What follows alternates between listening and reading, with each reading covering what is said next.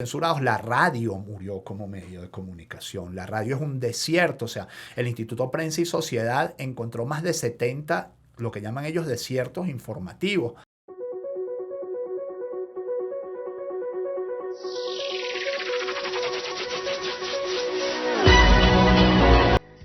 Sean todos bienvenidos a este tercer episodio de Contratiempos, un podcast donde analizamos la evolución del periodismo venezolano durante los últimos 20 años. Mi nombre es Paola Muciotti Salazar y hoy estaremos hablando sobre esas noticias que catalogamos como malas, que son asesinatos, catástrofes, accidentes, es decir, el periodismo de sucesos. Pero la dinámica de este episodio va a ser un poco diferente. En la primera parte vamos a estar conversando con el periodista Pedro García Otero y en la segunda parte con el periodista Román Camacho. Hola, ¿cómo está? Muchas gracias por la invitación. No, gracias a usted. Bueno, me gustaría que me comentara un poco cómo fueron sus inicios y por qué decidió estudiar periodismo. Bueno, yo decidí estudiar periodismo porque entré a trabajar en una radio que se llama Radio Nacional y entré como operador. Yo era operador de audio y ahí yo quería estudiar ingeniería y me convencieron de que la ingeniería no era para mí y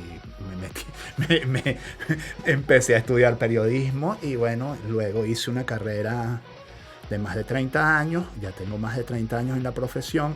Este año cumplo 30 trabajando diarismo, que es quizá el periodismo más exigente. Y la mayor parte de mi carrera la hice en El Universal, primero como periodista de economía, después como coordinador de la sección de economía y luego durante muchos años fui jefe de la sección de Caracas y Sucesos. Buenísimo. Cuando estaba en El Universal cubriendo sucesos, ¿cómo lo hacía? ¿Cuáles eran las pautas que tenían que seguir para poder, o las indicaciones que le daban para poder cubrir sucesos? No, bueno, fíjate, ya yo entré directo a dar indicaciones ¿no? Ya yo entré a la sección como por la cabeza, yo entré como jefe de sucesos, pero bueno, ahí toda la vida ha habido como una gran controversia sobre cómo se cubre sucesos, ¿no? Porque el mismo nombre lo indica, sucesos son las cosas que suceden.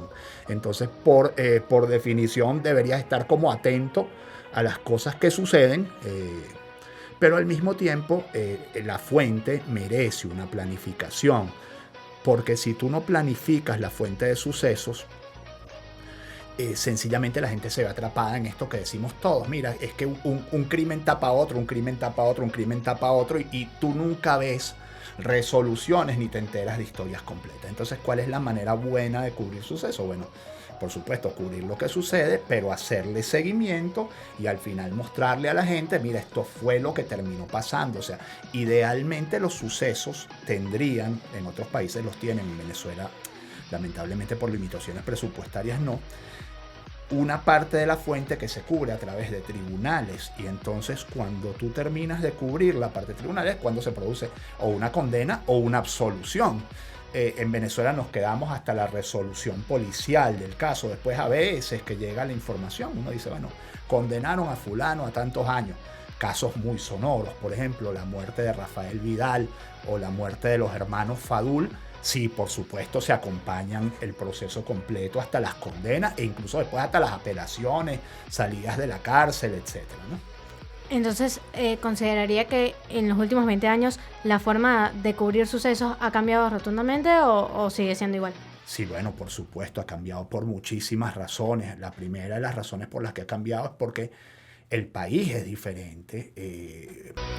Tuvimos un auge grandísimo de sucesos durante las dos primeras décadas de este siglo, y luego a partir de 2017 viene una caída muy importante en el número de sucesos que se están cubriendo, por una sencilla razón, porque este país se fue un montón de gente y entonces entre esa gente también se fue mucho malandro. Otra razón de peso, la gente no tiene tanto dinero como antes, entonces no es negocio para el ladrón robar. Entonces, bueno, tantas cosas así que puede uno nombrar, ¿no?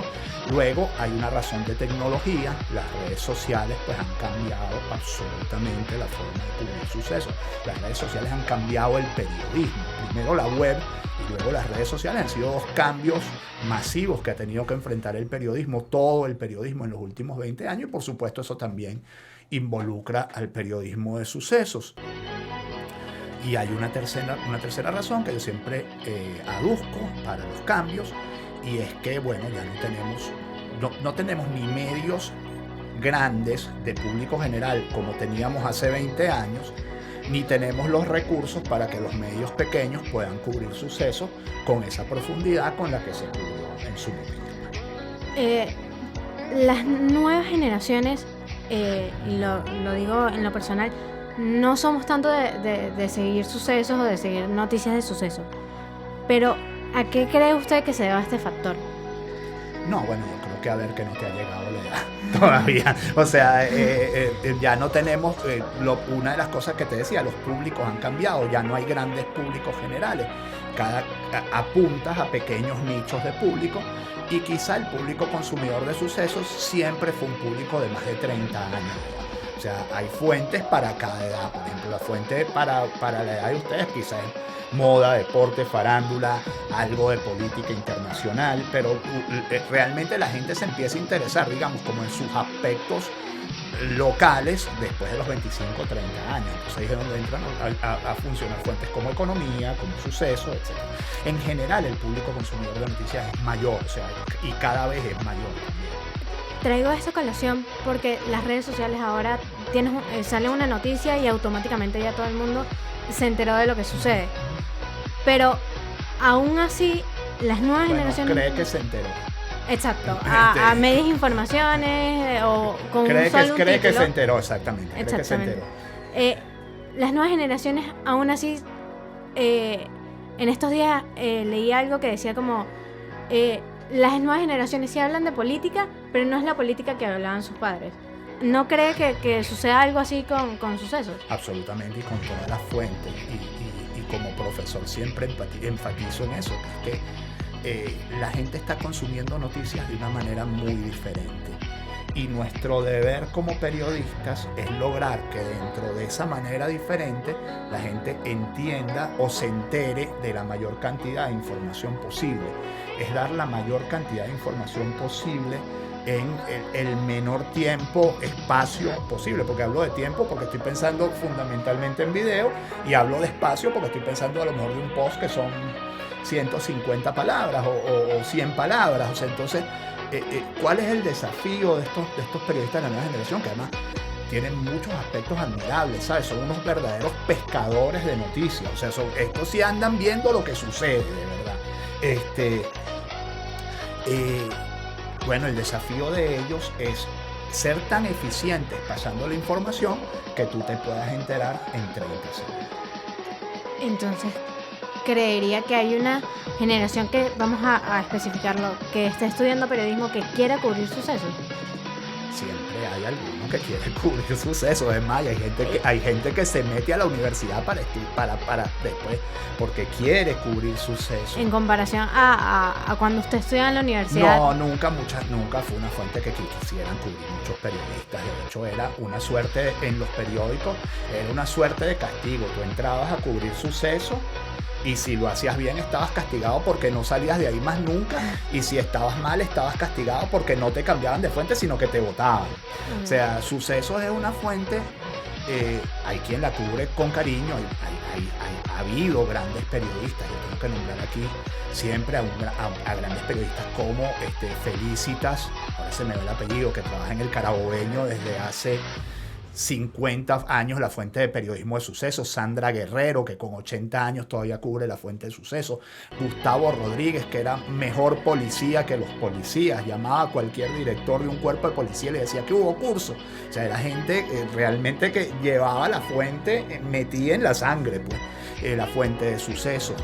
Pero nunca hubo mucha gente que quisiera cubrir sucesos, porque además es una fuente que tiene un gran costo personal. Yo siempre le digo a mis alumnos, bueno, ¿cómo te sientes tú? Te lo voy a preguntar, Paola, ¿cómo te sientes tú el día que ves un muerto en la calle? Es impactante, es como... Ahora imagínate andarlos buscando todos los días, viéndolos, llorando con las familias. Es una fuente que tiene un gran costo personal. Hay que tener un alma de hierro. Claro, no es que nadie tiene un alma de hierro, ese es el punto. Entonces la gente, bueno, o somatiza o empieza a beber, o sea, no se ve lo complicado que es hacer cierto tipo de periodismo. Y ese es un periodismo muy complicado en términos de lo que tú pones como ser humano en la ecuación de la cobertura. Hace rato mencionaba que las investigaciones aquí en Venezuela llegan hasta cierto punto, hasta lo policial. ¿Cree que se deba a que cerraron la sala de prensa del CICPC anteriormente a la PTJ? Bueno, eso es un factor, pero la realidad es que hay una enorme hostilidad en todos los países y en todas partes, pero aquí eso se exacerbó en los últimos 20 años. Hay hostilidad entre la policía y la prensa, siempre la hubo, nunca fueron necesariamente amigos. Y es muy peligroso que los periodistas se conviertan en amigos de los policías. Peligrosísimo. Es mejor que nos tengamos cierta desconfianza unos con otros. Ha sido toda una política activa de hostilidad contra los medios, no solo en el periodismo de sucesos, sino en todas las fuentes del periodismo. En sucesos quizá eso se siente más porque los temas son más delicados. Por supuesto que sí, eso ha influido en la cobertura. Y lo otro que ha influido, como te digo, es el tema recursos. Pues antes tú podías tener periodistas exclusivamente dedicados a cubrir sucesos durante muchos años, y cuando un periodista cubre la misma fuente durante 10 años se convierte en un experto en un tema, por ejemplo. Que ahora que estos muchachos que, como yo digo, andan con su teléfono y van de un suceso a otro y ya no les interesa más, porque es que tampoco las fuentes dan para más. Luego hay otros portales que, cubren sucesos con cierta profundidad, pero no es la misma cobertura, sin duda, que la cobertura de cuando tenía la página roja de los periódicos, la última página de los 3 grandes periódicos de este país y más los regionales.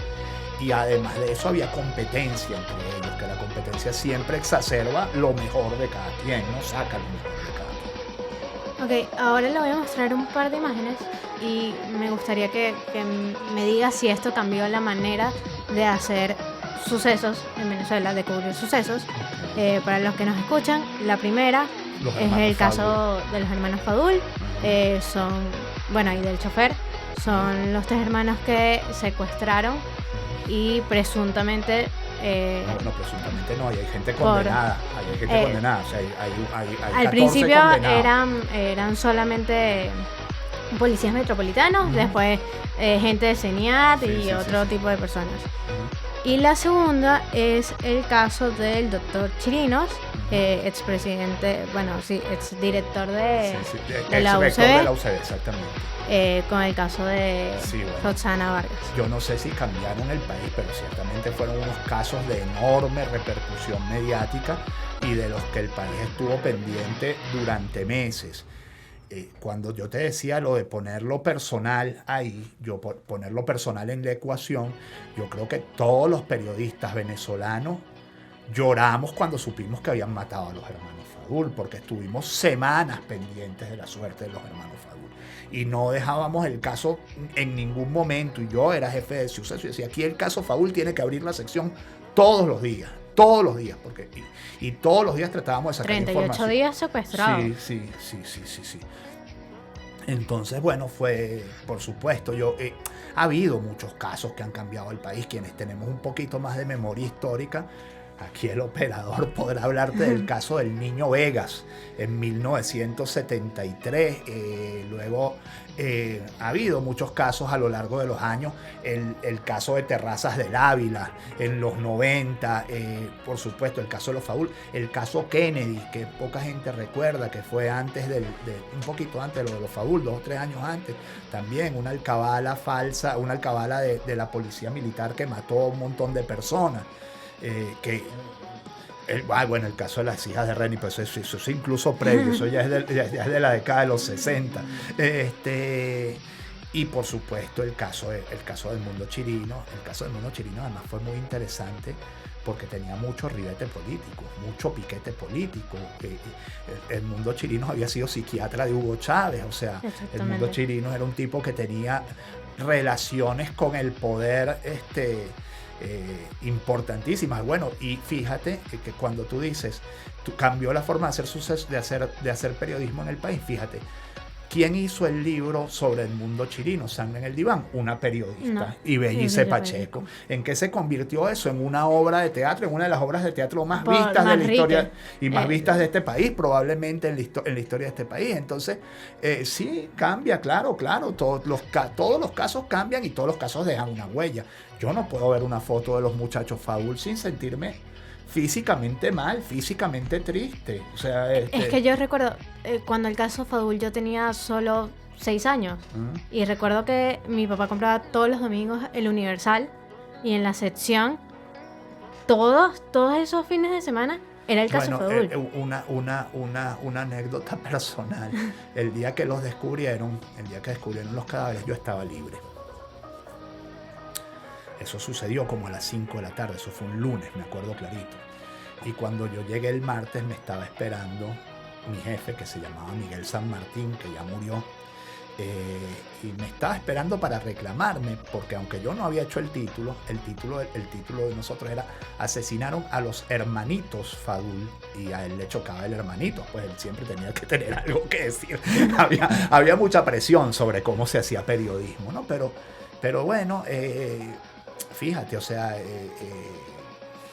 todos recordamos más o menos qué pasó. O sea, si estabas en los medios, recordabas qué estabas haciendo tú en el momento en que te dijeron asesinaron a los hermanos Fadul, como te recuerdas que estabas haciendo en el momento en que te dijeron se murió Chávez, por ejemplo, como recordabas que estabas haciendo en el momento que te dijeron, mira, Chirinos, tal. De hecho, en el Universal tampoco nosotros no pusimos el primer día el nombre de Chirinos, porque le teníamos miedo de alguna manera políticamente. Pusimos un reconocido psiquiatra. Hicimos el ridículo porque al día siguiente todos los periódicos habían dicho Chirinos, pues. Y fíjate, esa competencia, por ejemplo, de la que yo te estoy hablando, hoy no existe. Tú puedes dar el tubazo en el portal de primero y tal, pero enseguida se montan los demás y te empiezan a pasar. Sí, es la misma, en Instagram es la misma noticia repetida con diferentes palabras. Las reglas del juego han cambiado mucho, las reglas de la profesión han cambiado mucho. Entonces, bueno, hay que adaptarse a eso porque no va a cambiar la profesión, tenemos que cambiar nosotros, o sea. Los medios de comunicación, como usted dice, han cambiado durante estos 20 años, pero ¿cree que también se deba a la censura? Sí. ¿O a la autocensura? Por supuesto, muchísimo. La mayor parte de esto, digamos, en los países normales todavía hay periódicos. Se leerán más o menos de lo que se leían antes, pero en los países normales todavía hay periódicos. En los países normales, los portales web, hay portales web de enorme repercusión. En Venezuela no tenemos nada de eso, tenemos portales web que hacen un esfuerzo heroico por sobrevivir. Tenemos periódicos que ya no existen y los que circulan están más de 200 medios cerrados, completamente autocensurados. La radio murió como medio de comunicación. La radio es un desierto. O sea, el Instituto Prensa y Sociedad encontró más de 70, lo que llaman ellos desiertos informativos, regiones, ciudades donde no hay ningún medio de comunicación, ni siquiera uno. Entonces, estamos hablando de una realidad absolutamente censurada. En un país normal, probablemente mucho de esto que yo te estoy contando todavía estaría sucediendo. Buenísimo. Con todo lo que hemos hablado, ¿cómo describiría la evolución del periodismo de sucesos en los últimos 20 años?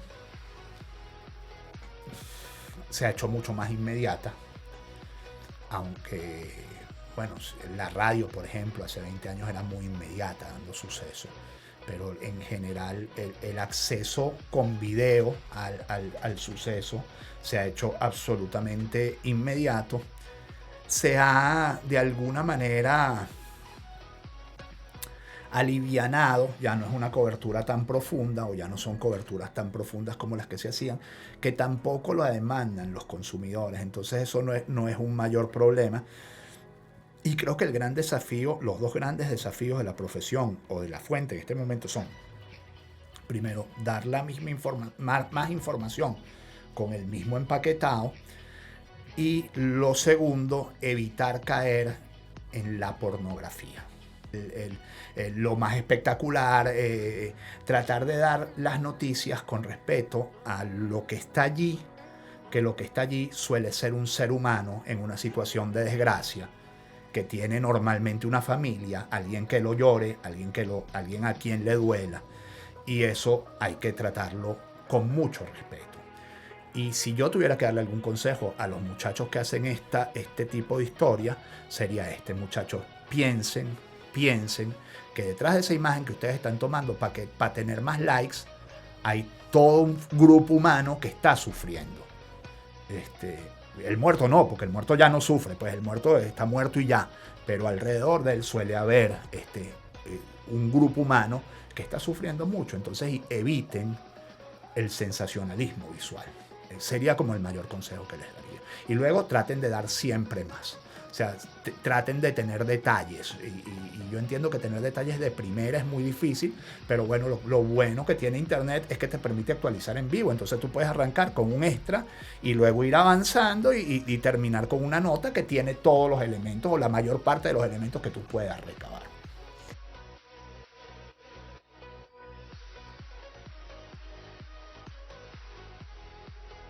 Me gustaría comenzar la conversación hablando un poco sobre por qué decidió estudiar periodismo y por qué sucesos.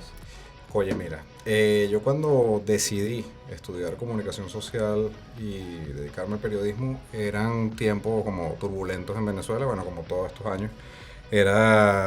Salí el 2001, en el año 2001 en el colegio, y venía el lío del 2002, todo eso, y ahí decidí estudiar en la Católica Comunicación Social, terminé graduándome en el 2008, y desde entonces, bueno, supe que era lo que quería hacer, quería llevar las noticias hacia las personas. En ese momento había censura, estaba iniciando la censura, la persecución, lo que había el blackout informativo, entonces bueno, por eso me quise ir por periodismo. ¿Cómo es cubrir periodismo de sucesos en la actualidad?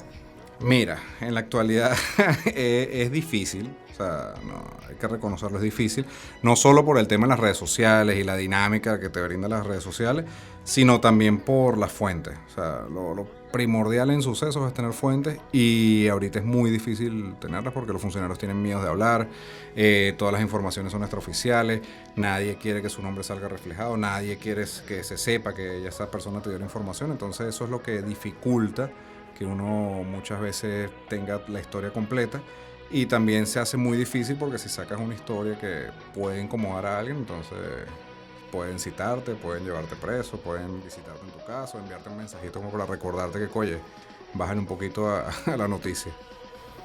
¿Cree que en los últimos años hay mayores incidentes en casos de sucesos o todo lo contrario, han bajado?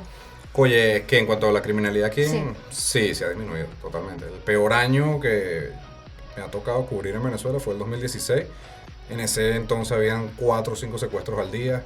La Cota estaba empezando a ser zona de paz, estaba todo Valle del Tuy, Guarenas, estaba el Tren de Aragua en pleno, estaba el Picur, era el Tren del Llano, estaba todo muy colapsado.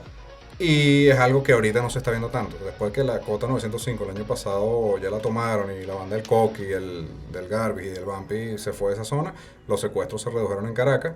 Todavía presentamos problemas en lo que es en Zulia, Guárico, Aragua y esas cosas, pero en Caracas como tal se disminuyó por completo el secuestro. Lo único que se ve ahorita son como hurtos, robos de vehículos que se están volviendo a ver que ya habían desaparecido porque se dedicaban al secuestro, entonces ahorita se está volviendo a ver lo que es el hurto y robo de vehículos. Mencionaba hace un momento la censura y la autocensura. ¿Qué papel juegan en el hacer periodismo actualmente? Mira, ese es el día a día de todo periodista. O sea, todo periodista. El que te diga que no se autocensura o no aplica eso en su carrera es porque está en Miami y está fuera de Venezuela. Pero el periodista que está en Venezuela en algún momento va a tener que tomar una decisión de ver si se convierte en un escritor fantasma de una historia que se la da a otro medio, se la da a otro colega y simplemente como que la produce, o si decide firmarle y correr las consecuencias. O sea, eso es la decisión que cada periodista tiene que tomar. ¿En algún momento ha tenido algún tipo de amenazas por parte del gobierno? Sí, vale. Bueno, por el gobierno directamente no, porque ellos no amenazan directamente. Bueno, sí, a veces. En el 2016 ocurrió el hecho del pistolero del Banco Central de Venezuela, que entró al Banco Central y estaba buscando un revólver a Nelson Merente, que quería matarlo porque ocultaban la cifra de inflación. O sea, el chamo estaba un poquito tocado, pero muere en el enfrentamiento. A mis familiares y amigos cercanos a él me pasan un video, yo lo publico y me citaron al SEBIN. Estuve casi 24 horas detenido en el SEBIN. Después salió en el Mazodando Diosdado Cabello diciendo, bueno, sigan protegiendo sus fuentes, los periodistas y tal. Bueno, eso es como una amenaza entre líneas y eso fue lo que sucedió. cuando le nombro casos como el de Mónica Spears, Oye, que viene a su mente, que es lo primero que viene a su mente. oye, un caso, lo que es la descomposición social de un país es lo primero que me viene a la mente, porque es una muchacha que oye, era modelo, actriz, muy querida y reconocida, y bueno, murió simplemente por unos loquitos que lanzaron unos miguelitos en la carretera para robarlos. Entonces simplemente por sentirse nervioso decidieron matar a toda una familia, que nada más la hija quedó viva. Entonces son ese tipo de situaciones que te hace como que darte cuenta lo podrida que puede estar una sociedad en un país. Las redes sociales actualmente juegan un papel importante para su trabajo. ¿Qué significan? Mira, las redes sociales yo creo que es un beneficio y a la vez como una maldición o problema para el periodista. O sea, porque hace 20 años o 15 años, bueno, yo no tengo ni 12 años, por eso cuando me invitaste te comenté que 20 años no tenía el periodismo, pero hace 20 años no había redes sociales, no existían. O sea, era todo medio impreso, televisión o radio. Y el periodista, yo siento que tenía como más posibilidad de ser un periodista de investigación. En cambio ahorita las redes sociales mantienen una dinámica de cápsulas de información que busca la gente. La gente no quiere ahorita leerte una historia completa. O sea, tiene que ser una historia muy interesante o muy controversial para que a la gente le interese leer toda la historia, todo el trasfondo, por qué ocurre. Y ahorita las redes sociales lo que están llevando es que las personas simplemente agarran el teléfono, buscan una cápsula de información sobre algo que está sucediendo o que sucedió, verla al momento y apagar el teléfono y olvidarse de la noticia. Entonces esa dinámica de las redes sociales creo que es perjudicial para el periodista, pero a la vez te ayuda para conseguir información rápidamente y enterarte de lo que está pasando al momento. ¿Considera que las nuevas generaciones están interesadas en hacer periodismo de suceso? Oye, en suceso siempre va a ser una fuente movida por la adrenalina y los temas que tratas y oye, que es como la que yo siento que es más pura porque tiene un hecho como sucedió, tienes el cómo, por qué, cómo, cuándo, dónde. Y en cambio la política es otro tema que oye, mucha macolla, muchas mentiras. Siempre va a haber un interés por sucesos.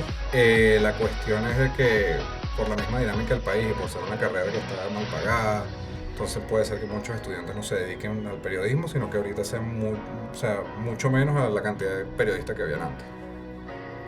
¿Cómo describiría el periodismo del suceso? ¿Qué lo caracteriza? Oye, mira, violento. O sea, la fuente de suceso es súper violenta. Es como dijiste, o sea, malas noticias todo el tiempo. Yo en mis redes doy malas noticias, todo lo que escribo son malas noticias por ser suceso. Los únicos desenlaces positivos en la fuente de suceso es cuando hay un secuestro y liberan a una víctima. Pero en realidad es una historia mala, o sea, por un secuestro que sucedió y todas esas cosas que implica.